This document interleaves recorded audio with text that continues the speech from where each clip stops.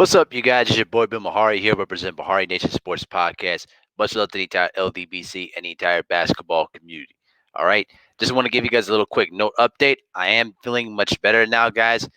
Everything is going back on schedule. I will be finishing quarantine by next Wednesday, and I should be going back to work by in 2 weeks. So I'm doing pretty much well, you guys, and I'm in good spirits. I want to thank everybody for all their best wishes and all their concerns about me. It's really, really been appreciated during this whole process. The vibe is real, guys, so be careful out there. But let's get down to business here, shall we? So, another big blow to the NBA community today. Boston Celtic legend Tom Heinsohn died today at the age of 86. And just a little side note, guys, this has been a tough year for 2020 of all the people that we have lost, this year when it comes to basketball. David Stern earlier in the season, and then obviously Kobe Bryant. We also lost Jerry Sloan. We lost Clifford Robinson. All sorts of names that we've lost in the NBA community today. And now we have to add Tom Heinsohn into the list.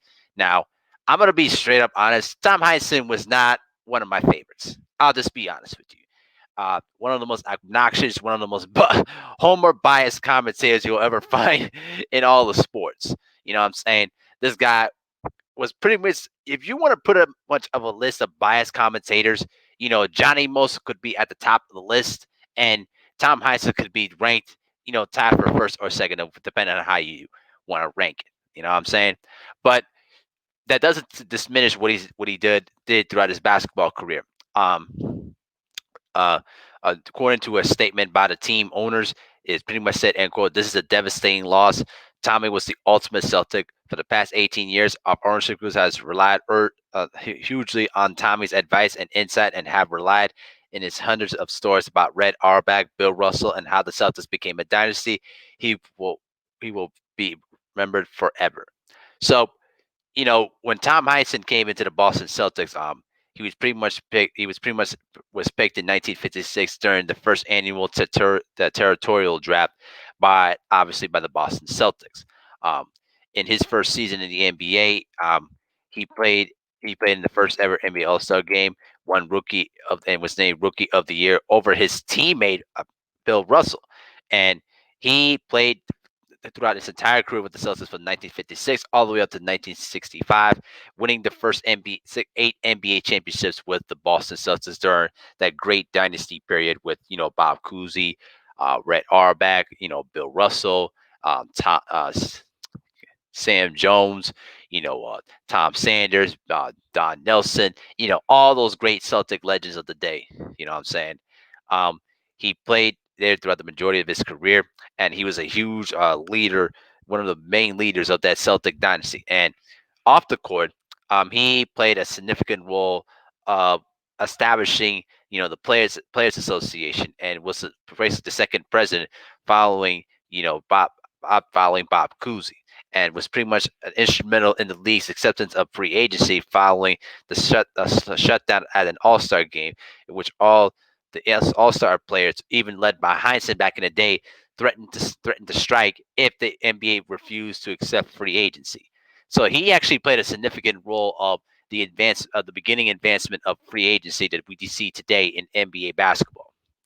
But after obviously his playing career ended, he um, basically throughout the 3 year gap, he basically coached uh, the Boston Celtics from 1969 through 1978, and he led the Celtics to championships in 1974 and 1976, and was also NBA Coach of the Year in 1973 when his team won a then record 68 games, obviously preceding it by the great 86 season of the Celtics. Um, he culminated a coaching record of 427 wins to 263 losses.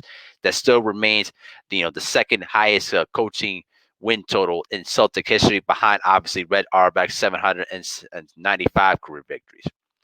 He was inducted into the Naismith Memorial Basketball Hall of Fame as a coach in 2015, and with his Hall of Fame honors as a player in 1956, Heinsohn is only one of 4 people in the history of the Hall of Fame, along with Bill Sharman, the Celtic and Laker legend, John Wooden, and Lenny Wilkens, to be in the Hall of Fame as both a player and coach. But what people remembered him particularly was his career as a television analyst, starting back in 1981. He partnered with Mike Gormick to basically on the Celtics broadcasting network that lasted through decades, and he worked for CBS Sports with Dick Stockton during the 80s as well. You know, with the telecast of the NBA Finals from basically from 1984 all the way up to 1987, and people tend to remember him as one of the biggest homers of all time. You know, always standing up, always favoring the Celtics during his broadcast, and always taking shots at the opposition. You know what I'm saying, throughout this entire time. In fact, one of my biggest memories of Tom Heinsohn was actually back in 2002 or 2003, and it was actually during a game against the Phoenix Suns. And I remember when Paul Pierce got hit in the jaw and fell to the floor. And Jim O'Brien, the then coach at the time, ran all the way across the court and just got into the referee's faces. And and Tom Heinsohn, just with his homer self, pretty much said that these calls are ridiculous. He walked. And there was another call that a Phoenix Suns player was trying. He was saying that he traveled, and he basically Tom Heinsohn goes up there. It's like he walked. He walked. What is the matter with these guys?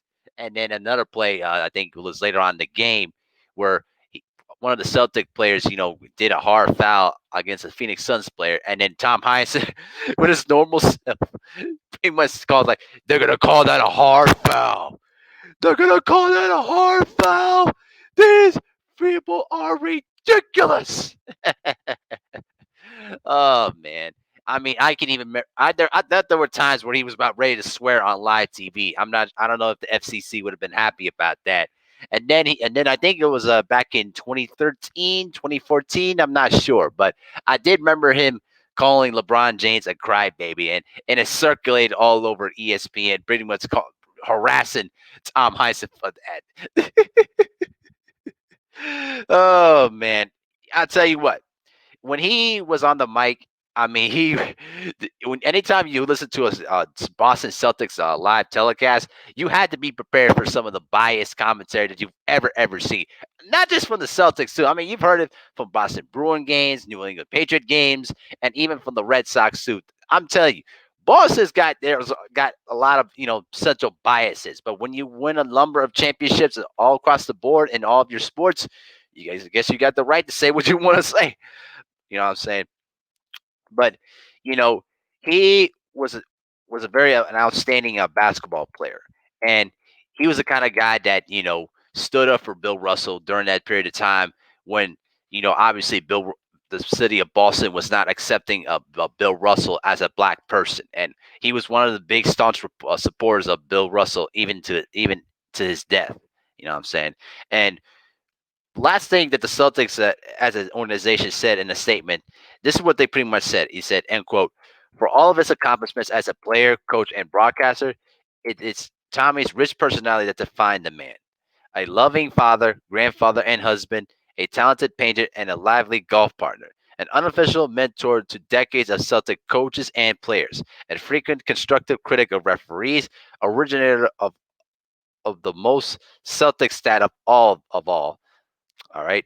The Tommy points a boundless love for all things Boston Celtics and a passion which he shared with the fans for over 64 years. End quote.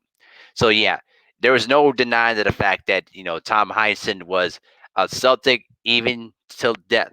I mean, if you want to talk about a guy that loved the Celtics more than anything, there were several people that had tremendous love for the Celtics. Obviously, Red Auerbach at the top, Johnny Most at number two, and then obviously you could put Tom Heinsohn at number three. In my opinion, at least, at great Celtics that pretty much were beloved by the organization. You know what I'm saying? But definitely he will be missed. As they said before too. Um, he was basically a, a staunch golf companion, and you know he would play like 18 to like 30 holes of golf every day. And, I've heard stories of, Celtic players losing a lot of money against Tom Heinsohn when it comes to them golf games. So, yeah, he was pretty much a fun guy to be around. And, Unfortunately, it's a very, very sad loss for not just for the Celtics too, man. And you know, God bless him, man. Wish him nothing but the best. Much condolences to him and his family.